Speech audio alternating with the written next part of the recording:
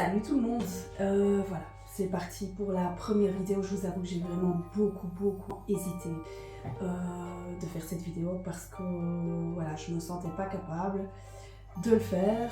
Mais moi, quand je me sens pas capable, ça veut dire que j'ai vraiment envie de, voilà, de me faire violence et de le faire. Donc me voici. Ça fait exactement 3 heures, je pense, que je pensais pas que ça allait être aussi longtemps, que j'ai dû ajuster, regarder la hauteur où je devais mettre mon téléphone, ma lumière, un peu plus fort, un peu moins fort. C'est une blague. C'est une blague. Ok. Non. Donc voilà, donc j'ai ajusté la lumière, ça n'allait pas parce qu'on voyait les ronds, les reflets dans mes lunettes bleues. Peut-être qu'on va les voir encore, mais je m'en fous. C'est bon, là je suis partie, je commence et c'est parti.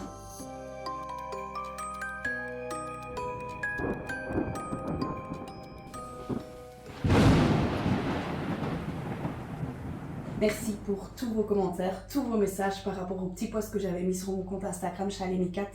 Je vous avais expliqué pourquoi j'avais envie de faire cette vidéo, pourquoi j'avais envie de lancer une chaîne YouTube. Alors peut-être qu'il n'y aura qu'une vidéo, j'étais même pas sûre, et là actuellement je suis toujours pas sûre que la vidéo va sortir. Je voulais une vidéo qui tourne autour du paranormal, mais du coup je savais pas trop de quoi parler, et alors j'avais fait un petit post pour demander ce que vous aimeriez voir dans cette vidéo. J'ai absolument rien préparé d'habitude, je fais des carnets, je fais des listes et je passe des jours et des jours à préparer tout. Et finalement à procrastiner et remettre à chaque fois au lendemain ce que je dois faire. Là aujourd'hui je me suis dit go, j'ai rien préparé, c'est pas grave. D'où te vient ta passion pour le paranormal? Donc ça c'est une question oui, qui est revenue vraiment assez souvent. Ma passion pour tout ce qui touche donc vraiment paranormal au sens très large. Vraiment, je sais pas. Je pense en fait qu'il n'y a jamais eu de début. Il n'y a jamais eu de début depuis toute petite. Mais j'ai toujours adoré déjà les sorcières. Au moment où les petites filles se déguisaient en princesse au carnaval, moi je me déguisais en sorcière. Et puis aussi il faut dire que je viens d'une famille qui est quand même très ouverte, très large d'esprit. Ma mère elle baigne dedans depuis toujours, donc ma maman elle est énergéticienne, magnétiseuse, elle fait des massages, elle est géologue aussi. Je peux dire qu'elle est astrologue maintenant, même si elle va dire non, Cindy, je ne suis pas astrologue. Si tu es astrologue, elle se dit qu'elle n'est pas encore assez, elle n'a pas encore assez de connaissances. Alors oui, je sais, moi aussi je suis comme ça. J'ai toujours l'impression que j'en sais pas assez, mais je pense qu'elle en sait beaucoup et qu'elle doute beaucoup d'elle-même, comme moi. La question des extraterrestres, c'est quelque chose de très sensible chez moi. Je vous raconte? Ouais, je vous raconte. Les extraterrestres. Les extraterrestres, si on me demande, Cindy, quelle est ta plus grande phobie? Eh bien, ma plus grande phobie, c'est les extraterrestres. Ouais, j'ai vraiment j'ai quelque chose avec ça. Déjà depuis toute petite, je crois que j'avais 3 ans. Je me rappelle comme si c'était hier mon père qui rentre du travail qui me dit « Cindy, j'ai été louer une cassette avec un petit bonhomme ». C'était E.T. E.T. Ouais, E.T. J'ai été traumatisée de ce film, et encore maintenant. Mais il est tout mignon, c'est ce que tout le monde me dit. Non, il est pas mignon, il est vraiment pas mignon, il est dégueulasse. Et il fait peur. Voilà. Donc, je sais pas si ça me vient de là, je sais pas. Je sais plus en quelle année c'était, il y a une vague de venir en Belgique. Vous allez vraiment me prendre pour une folle, hein. Vraiment, mais c'est pas grave. Il y a une vague de venir ici, donc moi je viens de Liège, d'où mon petit accent. Il y a une vague de venir ici, au-dessus de Liège, ou au-dessus de la Belgique, je crois la Belgique en général, mais surtout Liège, où il y avait plein de gens qui disaient qu'ils avaient vu des ovnis. Mon papa l'a vu aussi. Je pense qu'il allait chercher mes grands-parents à l'aéroport et là ils ont vu quelque chose comme s'il les suivait. Et ils se sont dit, mais qu'est-ce que c'est que ça? C'était vraiment un triangle avec 3 gros spots comme ça et qui volaient vraiment très lentement. Ils étaient sur l'autoroute, ils se sont arrêtés, ils sont tous sortis de la voiture, ils ont observé.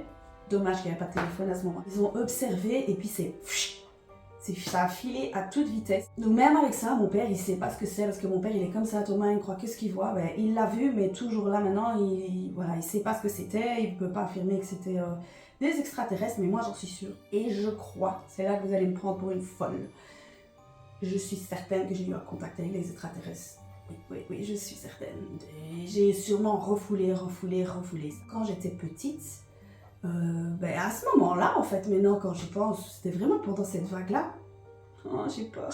Il y a un moment donné où j'ai hurlé la nuit dans ma chambre et ils sont réveillés en panique, ils sont venus me chercher et depuis ce jour-là, je n'ai plus jamais voulu remettre un pied dans ma chambre. On s'approchait de ma chambre, je hurlais, je pleurais, je n'ai plus jamais su dormir dans ma chambre.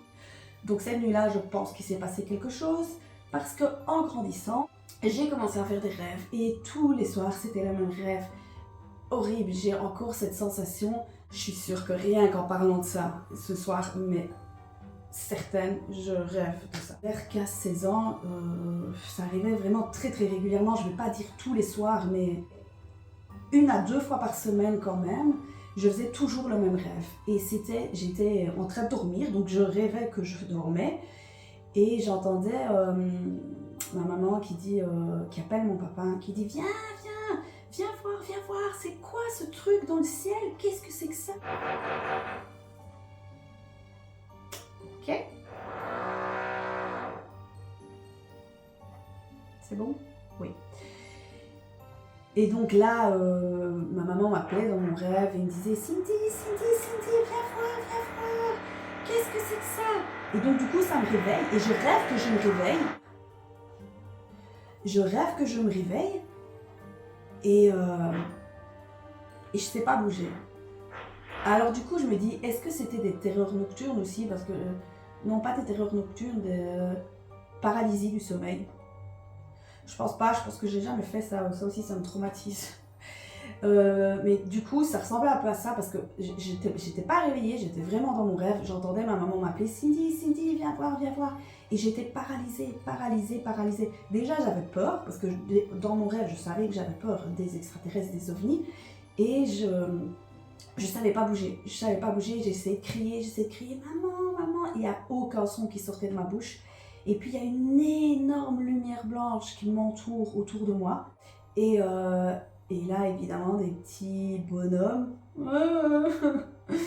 Des petits bonhommes qu'on appelle les petits gris, vous voyez, les petits bonhommes un peu gris avec une tête allongée, avec des grands yeux et des grands doigts qui viennent et qui me touchent comme ça, qui me font des expériences et de ça, et puis je me réveille. Voilà, c'est ça, mon rêve que j'ai fait pendant très longtemps, au point de me dire à un moment donné, est-ce que j'irais pas voir un psy? Voilà, et puis alors après, j'ai vu le film qui m'a fait le plus peur de toute ma vie, avec Mila Jovovich, comment ça s'appelle? Effet paranormal, je crois que c'est ça, effet paranormal, horrible. Et là je me suis dit, et je crois qu'aussi ça vient de là ma peur de me faire hypnotiser. J'ai peur que ça remonte des souvenirs, genre des choses, tu vois, qui me sont arrivées et que là, c'est bon, ils sont enfouis, je ne m'en rappelle plus, mais je préfère qu'ils soient enfouis et que je m'en rappelle plus en fait. Parce que je suis certaine qu'il m'est arrivé quelque chose. Oui, je sais, vous pouvez dire tout ce que vous voulez, mais j'assume, hein, tout le monde le sait, cette histoire, tout le monde la connaît, j'ai déjà raconté à mes amis, à mes collègues, à ma famille, voilà, tout le monde le sait. Ouais, aux esprits, j'ai pas vraiment envie de dire, je dis pas souvent esprit, entité, âme, énergie. Je pense que c'est plus des énergies, je trouve, que des esprits. C'est même pas que j'y crois, c'est que je suis sûre. Je sais que ça existe comme... voilà, c'est sûr. Pour moi, c'est sûr, il n'y a aucun doute là-dessus. Déjà parce que chez moi, on m'a jamais fait douter déjà depuis que je suis petite. On m'a jamais dit oui Cindy c'est des histoires, oui Cindy c'est dans les films, ou les fantômes ça n'existe pas. Jamais on m'a dit ça. Donc du coup forcément quand on doute pas de ça depuis l'enfance, on y croit. Voilà, c'est ce que je fais un peu avec avec ma fille, enfin, c'est pas ce que je fais, c'est pas quelque chose que je force, c'est que c'est comme ça. Elle sait que ça existe. Je vais pas lui dire non, Shaina, les fantômes, ça n'existe pas. Si, ça existe. Je vais vous raconter quand même quelque chose. J'allais avoir 18 ans, je rentrais de l'école. Je rentrais de l'école en bus avec ma soeur. Ma soeur était avec ses amis derrière moi, assise derrière. C'était des places à 4 personnes. Moi, j'étais dos à eux. Une place à 2 personnes. Et donc, la personne à côté de moi se lève et descend à son arrêt. Et un peu plus loin dans le bus, je vois une dame. Alors ça fait très cliché, on dirait que je raconte le scénario d'un film, j'en suis très consciente, ça fait très cliché, mais je vous jure que c'est la vérité. Et ma soeur, si tu vois, et tu vas voir la vidéo bien sûr, tu peux témoigner s'il te plaît. Elle ne me dit pas que tu t'en rappelles pas. Non, je suis sûre que tu t'en rappelles. Il y avait une gitane, oui, une gitane, voilà. Qui était assise et qui arrêtait pas de me regarder. Elle avait des yeux bleus, verts, perçants. Et elle me regardait, elle me fixait, elle me fixait, elle me fixait. Et je me dis, mais qu'est-ce qu'elle a celle-là? Pourquoi est-ce qu'elle me regarde? Je sais pas. Et puis elle se lève et elle vient s'asseoir à côté de moi. Et elle continue à me fixer. God. Ok. Et donc du coup, je me retourne et je lui dis, pourquoi vous me regardez comme ça? Et là, elle me dit, tu as vraiment, vraiment, vraiment de très jolis yeux. Tu sais, tu es spécial, il y a quelque chose chez toi, dans ta famille, un secret, quelque chose qu'on ne t'a pas dit. Tu vas bientôt découvrir. Tu ne dois pas avoir peur. Ok, ouf, mon arrêt est là, je descends. Je descends et sur le chemin pour rentrer chez nous, on parle. On se dit, mais qu'est-ce que c'est que ça? D'où elle sort et tout. Bref, ça foutait un peu les boules, ça faisait vraiment film d'horreur. Et puis donc on arrive chez nous, je raconte ça à ma mère, et ma mère me dit, ok, on va appeler ta tante, elle va venir te parler. What? Me parler de quoi? Elle va venir me dire quoi? Maman, non, là tu me fais peur. Non, tu verras, t'inquiète, t'inquiète, je l'appelle, elle va venir. Mais non, en fait, je comprends pas, qu'est-ce qui se passe? Donc voilà, hein. Donc le soir même, le suspense n'a pas été très long parce que le soir même, elle a débarqué chez nous. Et donc on s'assit, elle me dit explique-moi, qu'est-ce qu'elle t'a dit, comment c'est passé, bref, je lui raconte toute l'histoire. Et là elle me dit bon, écoute, dans la famille, pas tous, mais moi par exemple, on arrive à voir des choses, Je lui dis avoir quoi? On aurait dit, elle n'arrivait pas à dire le mot. Avoir des choses qui ne sont pas...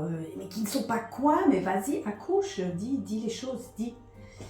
T'appelles ça comme tu veux, Cindy, des morts, des entités, des fantômes, des esprits, voilà. Ok. Alors moi qui nageais dedans depuis toujours, je commence à pleurer quand même, parce que quand on me dit ça, ça fait quand même un peu peur, hein, j'avoue, voilà, je pleure, je stresse. Donc moi, à ce moment-là, je vous avoue, j'étais un peu traumatisée quand même. J'en ai pas dormi la nuit. Après, voilà, il m'arrivait quelques phases. J'ai jamais vu, hein, je zappe le suspense. Je vais pas vous dire que j'ai vu quelque chose ou quelqu'un ou une énergie ou un truc. Non, j'ai jamais vu. J'ai jamais vu, mais il m'arrivait pas mal de petites choses, des petits flashs ou des trucs comme ça, mais qui m'ont vraiment, vraiment fait peur à l'époque. Et donc du coup, voilà, il y a des mois et des mois et des mois qui se passent. J'ai ma tante, ma tia, c'est la tante de mon papa, c'est comme ma mamie parce qu'elle a toujours vécu avec mes grands-parents, qui décède. Et alors là, sur le cercueil, on décide de coller une grande enveloppe et glisser chacun une lettre ou un mot dessus. Et donc du coup, moi j'écris une lettre et dans ma lettre, je lui demande de m'aider, d'accepter tout ça, de m'aider à comprendre aussi ce qui m'arrive. Je lui dis que je ne veux pas, je n'ai pas envie de voir qui que ce soit ou d'avoir de contact avec qui que ce soit. Je lui explique tout ça dans la lettre. Et donc je lui demande vraiment de m'aider par rapport à ça. Et donc j'avais tellement peur que quelqu'un lise cette lettre que j'ai enroulé avec plein de papier collant. J'ai entendu quelque chose, évidemment, je suis dans le noir ici, mais c'est pas grave. J'ai entouré avec du papier collant et je l'ai mise dedans. Donc personne n'a vu cette lettre, c'est impossible. Elle a été brûlée, elle est partie avec le cercueil, personne n'a vu cette lettre. Et le jour de son enterrement, donc ma très chère tante, cette tante-là, vient me dire, Cindy, j'ai vu Tia. Ok. J'ai vu Tia et elle m'a dit de te dire que tu ne dois pas avoir peur, que c'est comme ça et qu'il n'y a aucun danger, aucun risque, que tu dois apprendre à vivre avec. Elle m'a demandé à moi de t'aider à accepter ça et voilà, d'évoluer dans ce sens-là. Ok. Donc voilà, encore quelques mois se passent. Je vais chez une voyante qui s'appelait Josepha. C'était pas une voyante, c'était une médium. Je vais avec ma maman et tout ça, ma famille et tout. Et donc justement aussi avec cette tante-là, il y avait mon cousin, ma tante et tout, j'étais la dernière à passer de la famille et c'était quelqu'un qui faisait ça gratuitement. J'étais même gênée, j'avais dit à maman, on va lui emmener des pralines, un bouquet de fleurs ou n'importe quoi. Elle dit non, elle veut pas, elle veut rien du tout. Ok, j'avais vraiment l'impression de profiter d'elle, mais ok. Donc ma famille passe avant moi, j'arrive, j'avais pas vraiment de questions à lui poser et elle me dit mais les gens avant c'était ta famille parce que vous avez le même don. Alors don, j'aime pas vraiment dire don parce que je pense que c'est quelque chose que tout le monde a, mais vous avez les mêmes facultés, vous avez voilà, la même énergie. Je dis oui, c'est ma tante, mes 2 tantes, mon cousin. Elle me dit ok, et elle me fait mais toi c'est très fort chez toi. Toi t'es comme moi. Oui, et je lui dis mais je veux pas être comme vous en fait. Je veux pas, encore je commence à pleurer, elle me dit mais ma chérie, ne te tracasse pas. Et là elle me dit une phrase que je n'oublierai jamais ça, parce que c'est le cas là maintenant. Elle me dit tu dois plus avoir peur des humains que des morts. Et donc elle me dit si tu ne veux pas c'est pas grave, on peut couper ça, on bloque ça, on se met une porte. Je vais faire quelque chose pour toi et toi-même tu répètes tous les jours, je ne veux pas, je ne veux pas, je ne veux pas, je ne veux pas, je ne veux pas. Je peux vous assurer que le je ne veux pas, je l'ai répété, au point que là, aujourd'hui, je suis bloquée. Je suis bloquée, complètement bloquée, je ne ressens plus absolument rien, nada. Alors que là, maintenant, j'ai envie. Là, maintenant, voilà, j'ai grandi, je suis prête. J'ai envie de retrouver ce que j'avais avant, qu'on m'a bloqué. Mais vraiment, je vous ai dit, ma mère, elle est énergéticienne, elle fait des massages énergétiques, elle travaille avec le magnétisme, etc.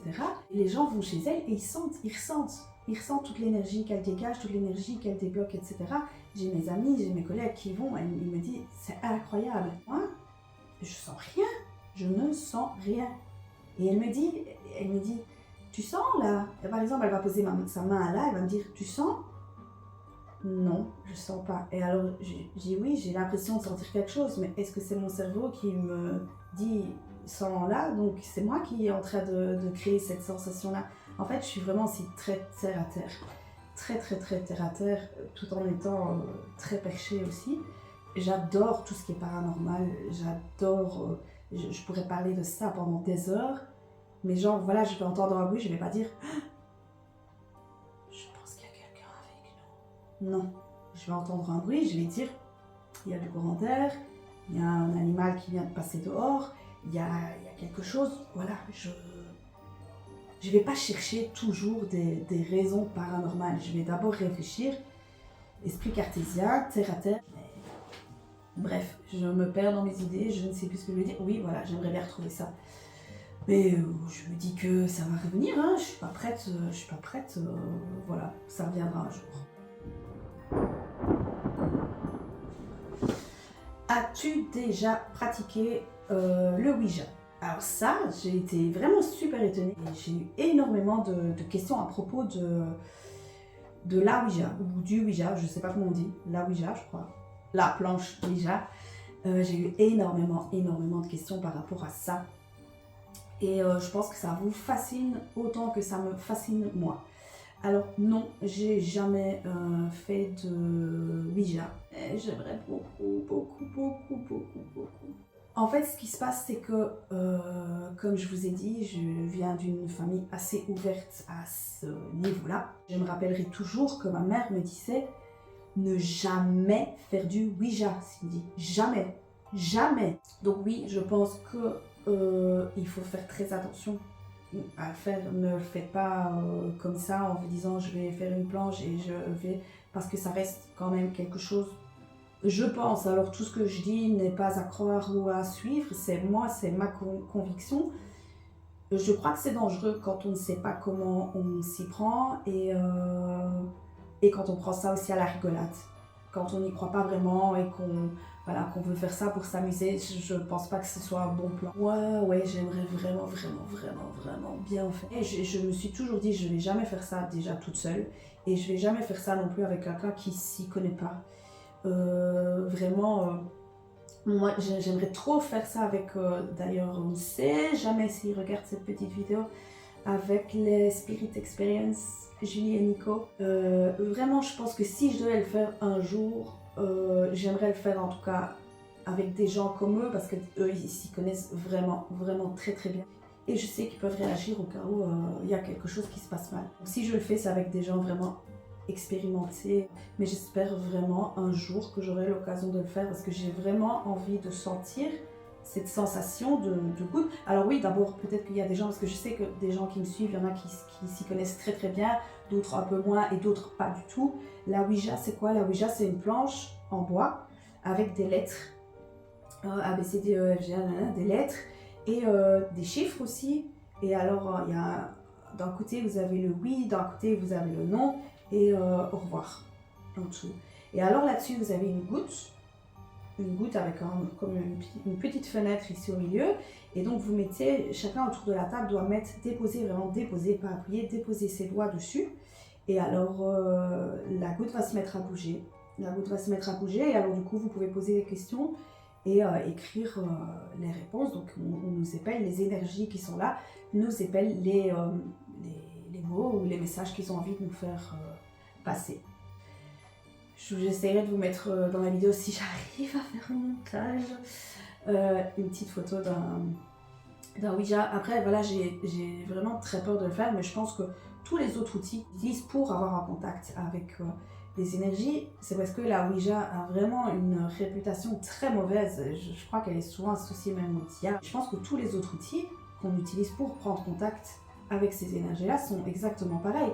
Je pense par exemple au pendule. Il y a le pendule, on l'utilise d'une certaine manière, mais des fois on peut utiliser le pendule aussi pour prendre contact avec ces énergies-là. Et c'est bizarre parce que ça, je le fais et ça ne me fait pas peur. Alors que je pense que c'est la même chose, c'est juste qu'on sait dire oui ou non, mais c'est exactement la même chose. Alors la sensation, certes, n'est pas la même que de sentir vraiment quelque chose de bouger par eux-mêmes. Les baguettes aussi. Les baguettes, je le fais et j'ai pas peur de le faire. Donc les baguettes, ça s'utilise, on le tient comme ça. Je ne veux pas faire une séance là, mais je fais exprès de les bouger. Hein. On les tient comme ça. On pose une question par exemple, si c'est oui, tu mets la baguette de droite vers ma droite, si c'est non, de l'autre côté. Et donc on pose une question, est-ce que vous êtes là? Oui. Ok, merci. Est-ce que vous êtes une femme? Non. Ok, merci. Voilà, ça, pour moi, je trouve que c'est la même chose. La même chose, mais c'est le même fonctionnement. On cherche à rentrer en contact avec quelqu'un. Alors, est-ce que c'est quelqu'un de bien? Est-ce que c'est quelqu'un de pas bien? Je pense que ce soit par la Ouija, que ce soit par le pendu, ou que ce soit par les baguettes ou autre chose, voilà, c'est la même chose. On peut très bien attirer des mauvaises énergies si on ne fait pas ce qu'il faut correctement. As-tu déjà fait des enquêtes paranormales? Non, enquête paranormale, non, j'ai jamais fait. Par contre, exploration, oui, j'en ai déjà fait quelques-unes. Par quelques-unes, je vais dire une fois. Ouais. Mais j'aimerais bien recommencer. J'ai fait qu'une fois, parce que moi, ce qui me bloque, c'est de tomber sur quelqu'un d'humain, de physique. Moi, c'est ça. Si je vais là, forcément, c'est pour avoir des choses. Donc j'aimerais bien ressentir des choses, voir des choses, entendre des choses. Et j'ai tellement peur de tomber sur quelqu'un, je sais pas, un squatter, ou un toxicomane, ou quelqu'un voilà, quelqu'un de dangereux et qui me veut du mal, quoi. Donc, ouais, c'est ça. Moi, c'est vraiment ça qui me fait flipper. Mais la fois où je l'ai fait, on était quatre. On était quatre, on est allé la nuit. On a prévu ça une semaine avant, le dimanche, pour le faire le dimanche suivant, je pense. Toute la semaine, c'était un jour, non, je le fais pas. Oui, je le fais. Non, je le ferai pas. Oui, je le fais. Non, laisse tomber, je le fais pas. J'ai été m'acheter des 3 lampes de poche pour être sûre que si jamais il y en a une qui tombe en panne, je ne sois pas dans le noir. J'ai acheté une frontale, 2 lampes de poche et c'est tout, je crois. Ouais, je crois que c'est tout. Et donc je me suis dit tant pis, j'y vais. J'y vais, mais j'étais stressée, hyper stressée. Et on est arrivé là et bizarrement, c'est vraiment une sensation vraiment très étrange. Mais j'étais bien, j'étais calme, j'étais apaisée, j'ai adoré. J'ai vraiment adoré. Alors oui, il y a toujours ce petit stress, cette petite angoisse. Mais voilà, moi qui étais si stressée, bah, c'était moi qui passais la première, quoi. Alors oui, c'était, pour vous dire, c'était pire qu'une maison abandonnée. C'était un ancien monastère, un prieuré. Prieuré, oui, je crois que c'est comme ça que ça s'appelle. Donc ça a été d'abord un monastère, puis c'était une maison de repos. Donc je peux vous dire que des histoires là-dedans, il doit y en avoir. Donc c'était chouette, vraiment c'était chouette. Donc j'aimerais bien faire d'autres, ouais, j'aimerais vraiment bien faire d'autres. Mais encore une fois, voilà, avec des gens qui s'y connaissent et peut-être du coup une enquête paranormale. K2, c'est pour mesurer les énergies qu'il y a. Alors oui, en fait, ça sert à rien quand on est dans une maison comme ici, pleine d'électricité, pleine d'ondes. Quand on l'utilise souvent en enquête paranormale, en exploration, dans des lieux où il n'y a plus rien, il n'y a plus d'électricité. On met son téléphone en mode avion et voilà. Mais j'ai déjà remarqué qu'ici, honnêtement, même si j'approche pas des appareils en marche, ça ne se déclenche pas. Alors là, je vous avoue, je ne l'ai pas acheté pour moi. Je l'ai acheté pour ma fille l'année passée à son anniversaire. Si vous voulez voir des enquêtes paranormales, il y a le Grand JD, que j'adore. Lui, il est vraiment comme moi en fait. Malgré qu'il est fan de tout ça, il reste vraiment très très terre à terre. Et je préfère voir des émissions comme ça où il va rien se passer pendant 1 heure et demie que des émissions à l'américaine où toutes les 5 minutes il y a une porte qui claque, un verre qui tombe, un truc qui se soulève et je sais que c'est fake, quoi.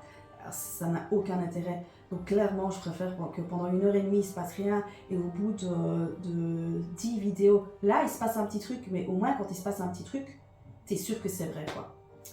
Voilà. Il y a aussi Silent Hill que j'aime beaucoup. Et bien sûr, SXZ, Spirit Experience, le niveau il est là, quoi. Et Jordan Perigo aussi. Jordan Perigo, j'aime beaucoup. Donc voilà, ça c'est vraiment 4 comptes, je vous les mettrai en dessous si ça vous intéresse de les suivre, de les suivre sur YouTube parce qu'ils sont vraiment terribles, terribles, vous allez adorer. Et donc ça, je l'avais acheté pas pour moi parce que je vais rien en faire ici, mais du coup je regardais tout ça avec la petite parce qu'elle adore comme moi toutes ces histoires de fantômes, tout ça. Et donc elle a voulu un cadeau, même si je lui ai dit que ça servait à rien d'ici, elle a voulu un cadeau, du coup elle joue avec, quoi. Ici, elle se fait des petites frayeurs, elle éteint toute la lumière et elle se promène dans les couloirs. Depuis quand et comment as-tu attiré les cartes? Non, c'est pas ça. Depuis quand et comment as-tu appris à tirer les cartes? Depuis quand? Je pense que je devais avoir, je dirais 12 ans. 12 ans et j'ai commencé avec le Petit Lenormand. Donc c'était pas du tarot, c'était le Petit Lenormand. Bon, à l'époque évidemment il n'y avait pas internet, etc. Donc j'avais juste un livre et ces cartes-là et voilà. Donc je faisais des tirages pour moi toute seule. Je faisais pas des tirages pour les autres. Pendant des années j'ai fait que ça en fait, ouais. J'avais qu'un livre et je crois même jusqu'à 20 ans. J'ai fait que le Petit Lenormand et je faisais pour moi, un peu pour mes copines, comme ça, pour rigoler, voilà. Mais ça m'intéressait vraiment beaucoup. À cette époque-là, je ne m'intéressais pas au tarot. Alors le tarot, j'ai toujours cru que c'était quelque chose d'hyper complexe, mais en fait non, pas du tout. Je m'y suis intéressée petit à petit jusqu'au jour où vraiment j'ai eu un déclic. J'ai eu un déclic parce que je me suis rendu compte en fait que si je m'intéressais, si ça m'intéressait, mais voilà, ça m'intéressait non quoi. C'était pas non plus la grosse passion de ma life. Et j'ai trouvé Light Sears Tarot. Ça, c'est vraiment mon tarot chouchou. Mon tarot chouchou, Light Sears Tarot. Avec des cartes magnifiques. Franchement, je vous montre, je sais vraiment pas si vous allez voir quelque chose, mais allez voir Light Sears Tarot, allez voir leur site, et vous verrez. Et ces cartes-là, en fait, moi je dis toujours, si tu n'as pas de connexion avec tes cartes, si tes cartes elles t'attirent pas, tu vas jamais savoir te lancer en fait. Et donc moi là-dedans, à partir du moment où j'ai eu ce jeu-là, cette carte-là elle est trop belle. À partir du moment où j'ai eu ces cartes-là, je peux dire que je mangeais tarot, je vivais tarot, je dormais tarot, je faisais que ça, que ça. Et donc du coup, moi, quand il y a quelque chose qui m'intéresse, j'apprends beaucoup par moi-même en fait. Je suis une touche à tout, j'ai l'impression que je sais tout faire. Ça c'est dans mon caractère et j'ai l'impression que rien n'est impossible pour moi. La preuve d'ici, cette vidéo. Je me disais que c'était pas possible, du coup je me suis dit non, je vais le faire, je vais le faire. Et voilà, et donc le tarot, ben voilà, j'ai commencé à acheter des tarots, plusieurs tarots qui sont restés dans l'armoire parce qu'ils sont beaux, mais voilà, ça marche pas avec moi. Et j'ai acheté beaucoup de livres, énormément de livres. J'ai regardé 20 000 vidéos sur YouTube, j'ai suivi des comptes Instagram, Facebook de tarot. J'ai fait énormément de formations. Alors des fois c'était les bases du tarot à chaque fois, mais avec différentes personnes. Et du coup en faisant avec différentes personnes, bah, on a plusieurs points de vue et plusieurs façons d'apprendre et plusieurs façons de tirer les cartes. Donc parfois c'est peut-être le même sujet, mais le fait que ce soit d'autres personnes, c'est quand même super intéressant. Donc j'ai beaucoup appris par moi-même. Et donc voilà, j'ai appris comme ça. J'ai appris comme ça. Maintenant, j'ai été bloquée à un moment donné par le fait que je ne faisais des tirages qu'à moi-même. Et encore une fois, mon côté rationnel revient et me dit que je ne suis pas objective. Je me tire les cartes, mais je connais ma vie, je connais ma façon de penser, je connais mes peurs, je connais comment je suis. Donc du coup, oui, forcément, j'associe ça à ce que je suis. Donc, est-ce que je sais vraiment tirer les cartes ou pas ? Donc du coup j'ai voulu me lancer, j'ai commencé à faire à ma cousine, à ma tante. Alors je ne fais jamais en direct, j'aime bien le faire en différé parce que, bah, en tout cas j'ai commencé comme ça, c'était beaucoup plus facile parce qu'au départ, oui forcément je ne vais pas vous mentir, j'allais chercher dans mes bouquins, dans mes livres la signification de la carte, etc. Et à force d'en faire, l'énergie de la carte on la sent, on sait ce que ça veut dire. C'est pas toujours évident de mettre des mots dessus, mais on sait ce que ça veut dire. Et j'ai commencé par ça. J'ai commencé comme ça, par Messenger. Je faisais une photo du tirage, j'envoyais la photo et je faisais un petit texte en dessous et je décrivais ce que j'avais vu, ce que j'avais ressenti dans ce tirage. Et puis voilà, j'ai commencé comme ça. Puis d'abord la famille, puis après des amis, puis après des collègues. Je suis passée du format Messenger au format Word. Et puis après j'ai testé aussi en vidéo, mais vidéo ça me prenait énormément de temps, donc c'était juste pas possible. Et puis alors après, je suis passée au Canva. Et puis là, je me suis dit, c'est à ce moment-là où je me suis dit, ben, pourquoi je ne créerais pas un compte Instagram par rapport au tarot. Et donc j'ai lancé Chalet Micat. Chalet Micat, mon compte Instagram. Et là, bah, tout s'est enchaîné en fait. J'ai commencé, j'ai créé mon site internet. Je pensais pas que ça allait me plaire autant. Parce que là, du coup, je me sens vraiment épanouie parce que c'est vraiment des choses que j'adore. Voilà, je pourrais parler de ça pendant des heures, le tarot, les esprits, les ovnis, l'univers, les loups-garous, les vampires. Voilà, j'adore cet univers et j'espère que cette vidéo verra le jour. J'en suis absolument pas sûre du tout. Peut-être qu'il y en aura d'autres, peut-être que vous verrez jamais cette vidéo. Mais en tout cas, merci. Merci pour tous vos retours. Merci pour tous vos encouragements parce que vraiment, ça me va droit au cœur, ça me fait chaud au cœur. Merci, merci, merci.